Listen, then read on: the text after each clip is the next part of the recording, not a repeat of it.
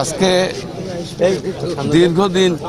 দীর্ঘদিন পর স্বাধীন পরিবেশে স্বাধীনতা দিবস আজকে বাংলাদেশ জাতীয়তাবাদী দল উদযাপন করছে এবং রাষ্ট্রীয় এবং সরকারিভাবে, যেটা গত 18-20 বছর এই সুযোগ আমরা পাই নাই। বিশেষ করে বাংলাদেশের জনগণ, বাংলাদেশ জাতীয়তাবাদী দল বিএনপি রাষ্ট্রীয়ভাবে এবং স্বাধীনভাবে বিএনপি এই স্বাধীনতা দিবস উদযাপন করছে পুলিশ প্রশাসন এবং সকলের সঙ্গে। আমরা কৃতজ্ঞতা জানাই। আমরা সবাই বিশ্বাস করি আজ থেকে 71 সালের এই দিনে বীর মুক্তিযোদ্ধা শহীদ প্রেসিডেন্ট জিয়াউর রহমান যে স্বাধীনতার ঘোষণা কালুরঘাট বেতারকান্দি থেকে দিয়েছিল, সেই আলোকে সারা জীবন, অর্থাৎ পৃথিবী যতদিন থাকবে, বাংলাদেশ যতদিন থাকবে, এই জাতীয় দিবস, এই স্বাধীনতা দিবস উদযাপিত হবে।